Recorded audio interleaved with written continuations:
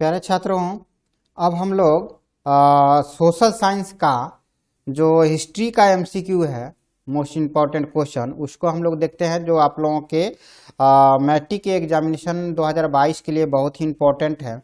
ये जो है हम सब्जेक्ट वाइज अलग अलग कलेक्ट करके आप लोगों को दे रहे हैं। हिस्ट्री का अलग देंगे, ज्योग्राफी का अलग देंगे, सिविक्स का अलग देंगे, इकोनॉमिक्स का अलग देंगे, यानी ये सब अलग अलग देंगे ताकि आप लोगों को ये होगा कि हिस्ट्री पोर्शन से कितने क्वेश्चन आ रहे हैं, ज्योग्राफी से कितने क्वेश्चन आ रहे हैं, ये सभी चीज़ें आप लोगों को क्लियर होगा।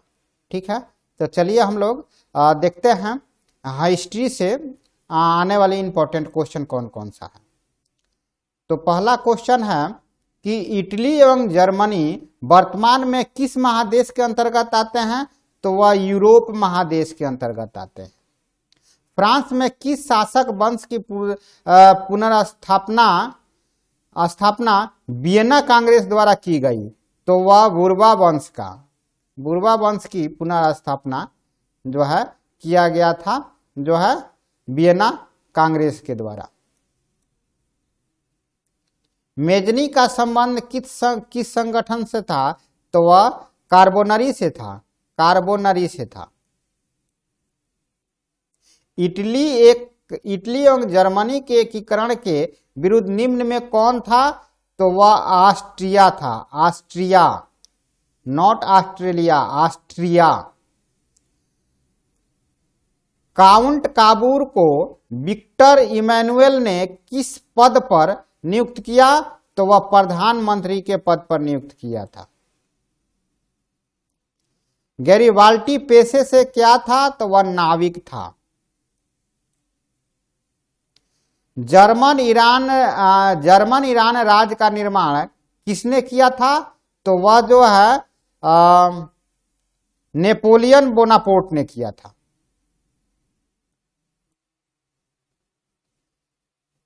जालवेरिन एक संस्था थी, कहाँ की? तो व्यापारियों की एक संस्था थी, जालवेरिन। रक्त एवं लौह की नीति का अवलंबन किसने किया था? तो बिस्मार्क ने किया था। फ्रैंकफर्ट की संधि कब हुई है? तो वह 1871 को फ्रैंकफर्ट की संधि हुई है।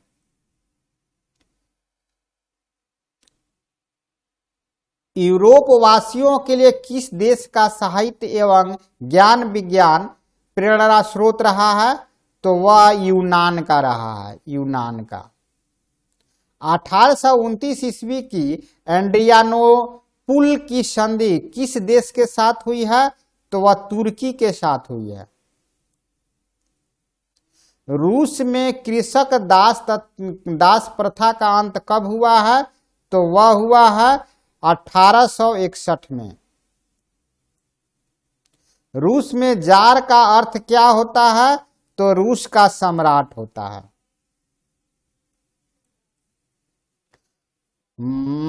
कार्ल मार्क्स का जन्म कहाँ हुआ था? तो वह जर्मनी में हुआ था। साम्यवादी शासन का पहला प्रयोग कहाँ हुआ है? तो वह रूस में हुआ है। यूटोपियन समाजवादी कौन नहीं था? यूटोपियन समाजवादी कौन नहीं था? टोल्स्टॉय। जो इसमें कार्ल मार्क्स जो है, यूरोपियन समाजवादी कौन नहीं था? तो कार्ल मार्क्स जो था वह नहीं था। वार एंड पीस किसकी रचना है? तो वह टोल्स्टॉय की है, टोल्स्टॉय की रचना है। बोल्शेविक क्रांति कब हुई है? तो नवंबर 1917 में हुई है। लाल सेना का गठन किसने किया था? तो वह ट्रॉट्स्की ने किया था, ट्रॉट्स्की ने किया था। लेनिन की मृत्यु कब हुई थी? तो वह 1924 में हुई थी। लिटोवस्क की संधि किन देशों के बीच हुआ था? तो वह हुआ था रूस और जर्मनी के बीच।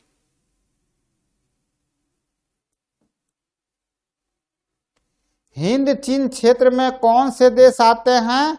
तो वह आते हैं Cambodia, Vietnam, Laos. Cambodia, Vietnam, Laos आते हैं।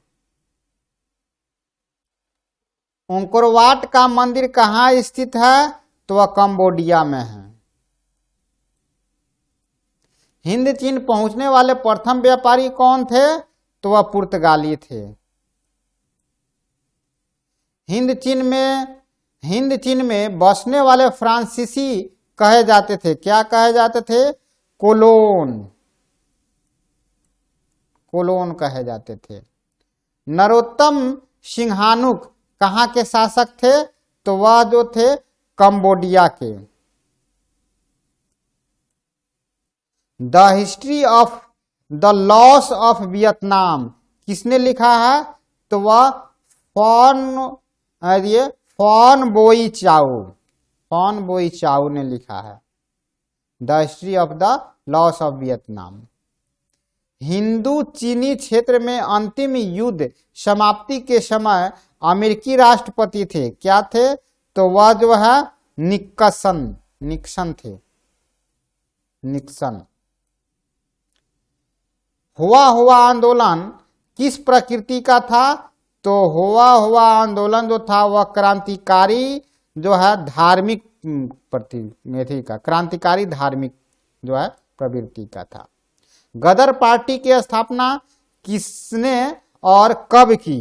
तो वह जो है लाल हरदयाल ने 1913 में किए हैं, 1913 में। जालियांवाला बाग हत्याकांड किस तिथि को हुई है? तो 13 अप्रैल 1919 को हुई है। लखनऊ समझौता किस वर्ष हुआ है? तो 1916 में हुआ है। असहयोग आंदोलन का प्रस्ताव कांग्रेस के किस अधिवेशन में पारित हुआ है? तो वह सितंबर 1920 कलकत्ता अधिवेशन में हुआ है। भारत में खिलाफत आंदोलन कब और किस देश के शासन के समर्थन में शुरू हुआ है? तो वह हुआ है 1920 के तुर्की में। सविनय अवज्ञा आंदोलन कब और किस यात्रा से शुरू हुआ है? तो 1930 के दांडी यात्रा से। पूर्ण स्वराज की मांग का प्रस्ताव कांग्रेस के किस वार्षिक अधिवेशन में पारित हुआ है? तो वह 1929 के लाहौर में। राष्ट्रीय स्वयंसेवक संघ की स्थापना कब और किसने की? तो वह जो है 1925 में केबी हेडगेवार ने किए हैं। रप्पा विद्रोह कब हुआ है? रंपा विद्रोह जो हुआ है वह 1916 में हुआ है। वल्लभ भाई पटेल को सरदार की उपाधि किस किसान आंदोलन के दौरान दी गई है? तो वह बारदोली के समय दिया गया है। स्पिनिंग जेनी का आविष्कार कब हुआ है? तो वह हुआ है 1770 में। सेफ्टी लैंप का आविष्कार किसने किया है? तो वह हम्फ्री डेवी ने किया है, हम्फ्री डेवी ने। बंबई में सर्वप्रथम सूती कपड़े के मिलों की स्थापना कब हुई है? तो वह 1851 में हुई है। 1917 ईस्वी में भारत में पहली जूट मिल किस शहर में स्थापित हुआ है? तो वह कलकत्ता में हुआ है। भारत में कोयला उद्योग का प्रारंभ कब हुआ है? तो वह हुआ 1914 में।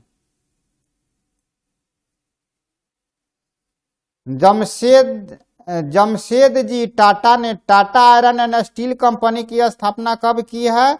तो वर्ष 1907 में की है। वैज्ञानिक समाजवाद का प्रतिपादन किसने किया है? तो वह कार्ल मार्क्स ने किया है। इंग्लैंड में सभी स्त्री एवं पुरुष को वयस्क मताधिकार कब प्राप्त हुआ है? तो 1885 में हुआ है। अखिल भारतीय ट्रेड यूनियन कांग्रेस की स्थापना कब हुई है? तो वह हुई है 1920 में। भारत के लिए पहला फैक्ट्री एक्ट कब पारित हुआ है? तो वह 1881 में हुआ है। सामंती व्यवस्था से हटकर किस प्रकार की शहरी व्यवस्था की प्रवृत्ति बढ़ी है? तो वह जो है प्रगतिशील प्रवृत्ति।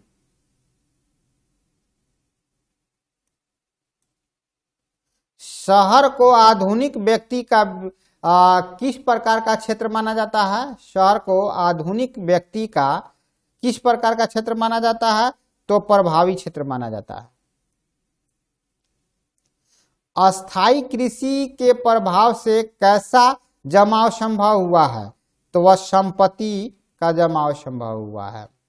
एक प्रतियोगी एवं उद्यमी प्रवृत्ति से प्रेरित किस प्रकार की अर्थव्यवस्था लागू की गई है? तो वह मृदा प्रधान अर्थव्यवस्था लागू किया गया। आधुनिक काल में औद्योगिकीकरण ने किसके स्वरूप को गहन रूप से प्रभावित किया है? तो वह शहरीकरण को। जनसंख्या का घनत्व सबसे अधिक कहाँ है? तो वह महानगर में होता है। 1810 से 1880 ईस्वी तक लंदन की आबादी 10 लाख से बढ़कर कहां तक पहुंची है? तो वह 40 लाख तक पहुंची है। लंदन में अनिवार्य प्राथमिक शिक्षा कब लागू हुई है? तो 1870 में लागू हुआ। कौन सा सामाजिक वर्ग बुद्धिजीवी वर्ग के रूप में उभर कर आया है? तो वह मध्य वर्ग आया है।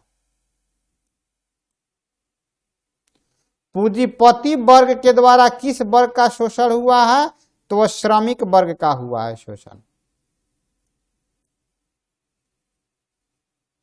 तो इस तरह से हम लोगों का 60 क्वेश्चन जो था हिस्ट्री का वह समाप्त हो गया। अब हम लोग जो है अगला जो है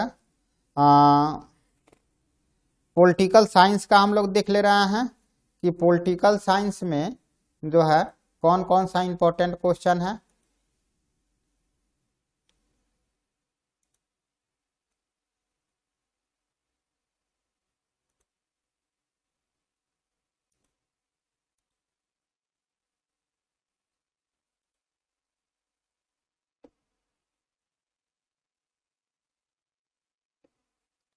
चलिए तो अब हम लोग पॉलिटिकल साइंस को देखते हैं। पॉलिटिकल साइंस में हम लोगों का जो यह पहला क्वेश्चन है कि संविधान के किस अनुच्छेद में नागरिकों को स्वतंत्रता का अधिकार दिया गया है? तो वह जो है अनुच्छेद 19 में दिया गया है। मैक्सिको ओलंपिक की घटना एक क्या है? तो रंग भेद का घटना है। देश को सामाजिक विभेद के कारण विखंडन का सामना करना पड़ा है। तो क्या यूगोस्लाविया का किया गया है। सत्ता में भागीदारी की सर्वोत्तम प्रणाली कहाँ विकसित की गई है? तो वह जो है बेल्जियम में की गई है। सत्ता में भागीदारी की आवश्यकता कहाँ पड़ती है? तो वह जो है क्षेत्र, भाषा, जाति, क्षेत्रीय विभाजन, प्रत्येक लोकतांत्रिक, ये सभी में पड़ता है। बेल्जियम के किस शहर के स्कूलों में फ्रेंच बोलने पर रोक लगा दी गई है? तो वह मार्चटेम जो है में फ्रेंच बोलने पर रोक लगा दिया गया है। सत्ता में भागीदारी का सही लाभ क्या है? तो वह विभिन्न समुदायों के बीच टकराव की कमी है। विभिन्न समुदायों के बीच टकराव की कमी है। बेल्जियम में सत्ता में भागीदारी के संदर्भ में सही बयान क्या है? तो संघीय शासन व्यवस्था अपनाकर देश को भाषा के आधार पर टूटने से बचाना। ये जो है ये ऑप्शन सही है। बोलीविया में जन संघर्ष का मुख्य कारण क्या था? तो वह जो था पीजी की कीमत में वृद्धि था। किसी विशेष वर्ग या समूहों के हितों को बढ़ावा देने वाले संगठन को किस नाम से पुकारा जाता है? तो वह हित समूह के नाम से पुकारा जाता है। राजनीतिक दल और हित समूह में मुख्य अंतर क्या है? तो वह है हित समूह का उद्देश्य सत्ता पर आधिपत्य करना नहीं होता, जबकि राजनीतिक दल का मुख्य उद्देश्य सत्ता पर प्राप्त करना होता है।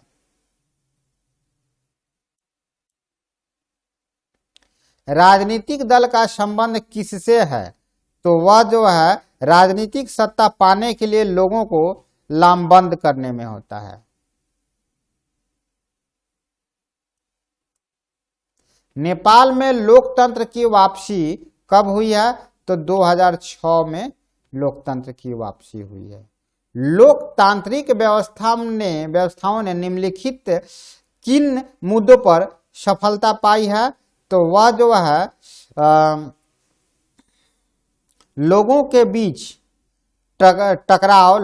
बीच टकरावों को समाप्त कर दिया गया है। ये सही। इनमें से कौन सी एक बात लोकतांत्रिक व्यवस्था के अनुरूप नहीं है? तो वह जो है बहुसंख्यकों का शासन जो है वह नहीं है। महिला आरक्षण बिल विधेयक में महिलाओं के लिए कितने प्रतिशत की आरक्षण की बात कही गई है? तो वह 33% की बात कही गई है। एन क्रूमा कहाँ के राष्ट्रपति चुने गए थे? तो वह घाना का राष्ट्रपति चुने गए थे। इनमें कौन लोकतंत्र की चुनौती का उदाहरण नहीं है? तो दक्षिण अफ्रीका में गोरे अल्पसंख्यकों को दी गई रियायतें वापस लेने का दबाव जो है यह जो है लोकतंत्र की चुनौती का उदाहरण नहीं है। लोकतंत्र की सफलता के लिए एक आवश्यक शर्त क्या है? तो वह जो है लोकतंत्र में आस्था जो होता है वह होता है। लोकतंत्र के मार्ग में सबसे बड़ी बाधा क्या है? तो वह अशिक्षा जो है, अशिक्षा सबसे बड़ी बाधा है। स्विट्जरलैंड में महिलाओं को मताधिकार किस वर्ष प्राप्त हुआ है? तो वह 1971 में प्राप्त हुआ है। भारतीय लोकतंत्र की कमजोरियों को दूर करने के लिए सर्वप्रथम उपाय क्या है? तो वह है सुधारात्मक कानूनों का निर्माण। सुधारात्मक कानूनों का निर्माण है। इस तरह से हम लोगों का जो है पॉलिटिकल साइंस की जो इम्पोर्टेंट क्वेश्चन है वह हम लोगों का समाप्त हो गया। अब हम लोग इकोनॉमिक्स को देख लेते हैं। इकोनॉमिक्स के क्वेश्चन को देख लेते हैं।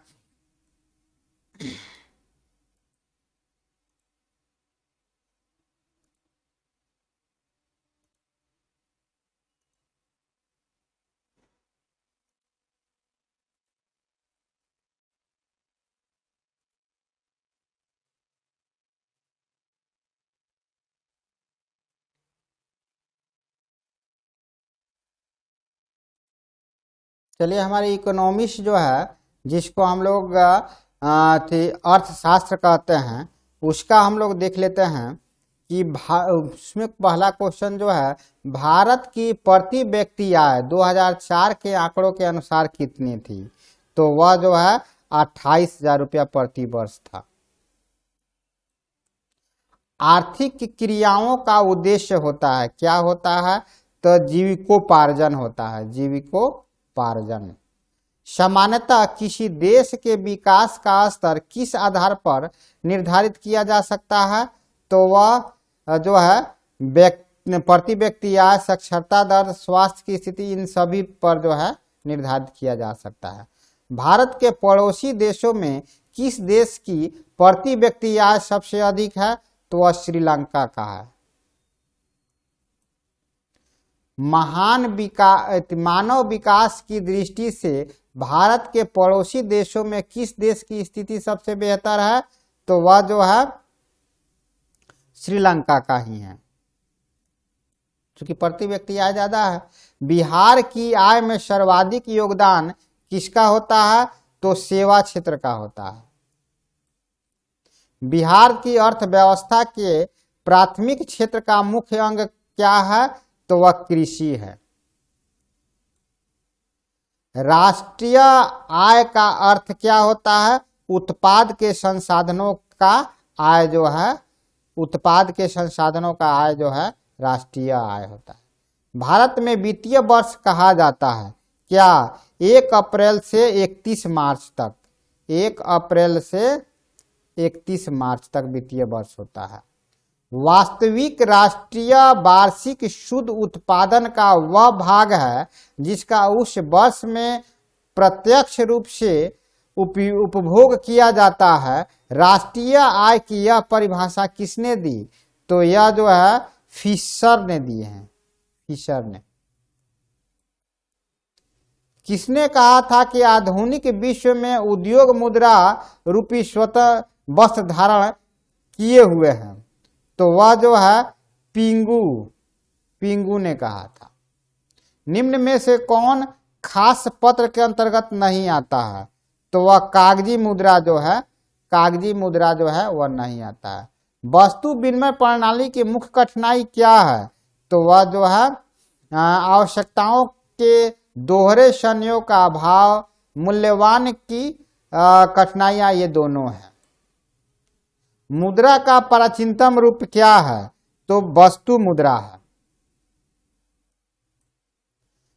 किस धातु का मुद्रा के रूप में सर्वाधिक प्रयोग हुआ है? तो वह जो होता है चांदी और सोना का हुआ है। मुद्रा का प्राथमिक कार्य कौन सा है? तो वह विनिमय का माध्यम, विनिमय का माध्यम। बचत को प्रभावित करने वाले प्रमुख तत्व कौन से हैं? तो जो है बचत करने की क्षमता, बचत करने की इच्छा, बचत करने की सुविधाएं, ये सभी चीजें हैं। वित्तीय सेवाओं की आवश्यकता होती है, क्या चीज की?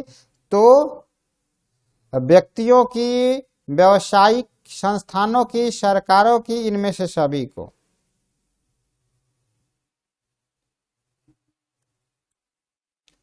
भारतीय बैंकिंग प्रणाली के शीर्ष पर है क्या? तो व्यावसायिक बैंक। निम्नांकित में संस्थागत वित्त का साधन कौन सा है? तो वह व्यावसायिक बैंक है। किस शहर को भारत की वित्तीय राजधानी कहा जाता है? तो वह मुंबई को कहा जाता है।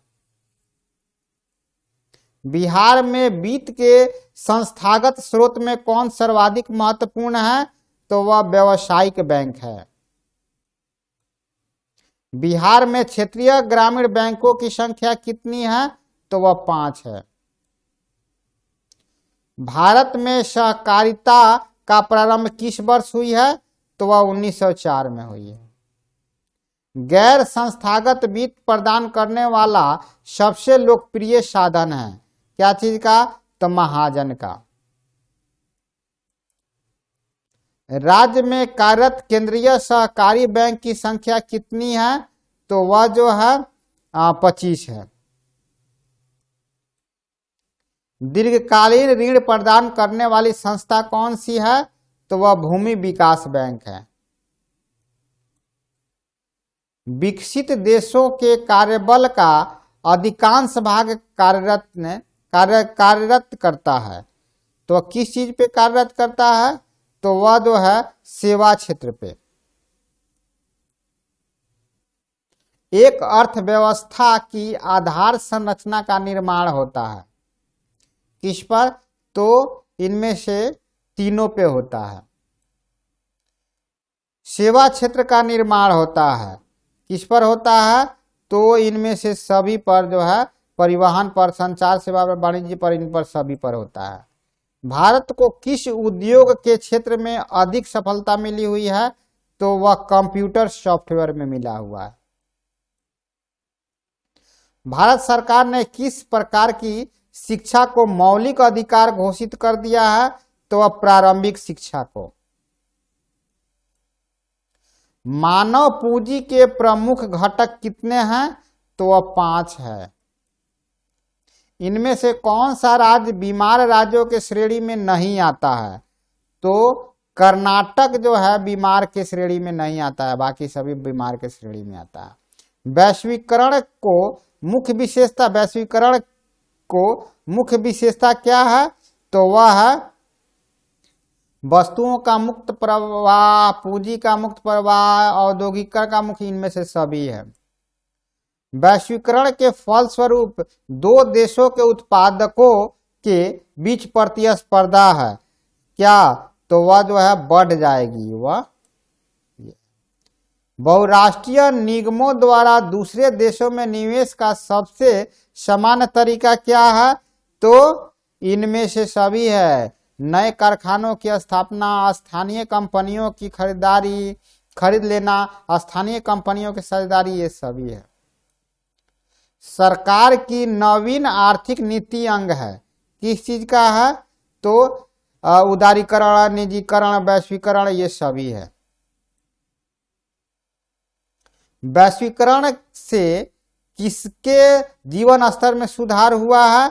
तो वह जो है सभी लोगों के, संपन्न वर्ग के लोगों के, कुशल वर्ग, श्रमिकों के, इनमें से सभी को हुआ। सॉरी, इनमें से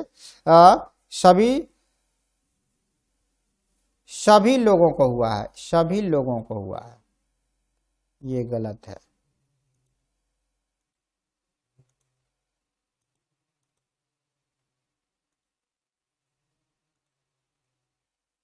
उपभोक्ताओं के शोषण का मुख्य प्रकार क्या है? तो इनमें से तीनों जो है, मापतौल की कमी, मिलावट, भ्रामक प्रचार, ये जो है सभी हो जाएगा। उपभोक्ता संरक्षण पारित हुआ है, कब हुआ है? तो 1986 में। उपभोक्ता संरक्षण अधिनियम के अंतर्गत उपभोक्ताओं की अपील सुनने का अधिकार किसको है? तो यह राज्य आयोग को है, राष्ट्रीय आयोग को है, दोनों को है। विश्व उपभोक्ता अधिकार दिवस कब मनाया जाता है? तो वह 15 मार्च को मनाया जाता है। निम्न में से कौन भोज्य पदार्थ की सशुद्धता की गारंटी देता है? तो वह जो होता है, एक मार्क का सिंबल जो होता है, वह शुद्धता की गारंटी देता है। तो इस तरह से हम लोगों का इकोनॉमिक्स का जो इम्पोर्टेंट क्वेश्चन था वह हम लोग कर लिए। अब हम लोग जो है भूगोल का करना है, और जो है भूगोल का करना है और आपदा प्रबंधन का करना है। तो ये जो है थोड़ा बड़ा वीडियो हो जाएगा, इसलिए हम लोग उसको दूसरे वीडियो में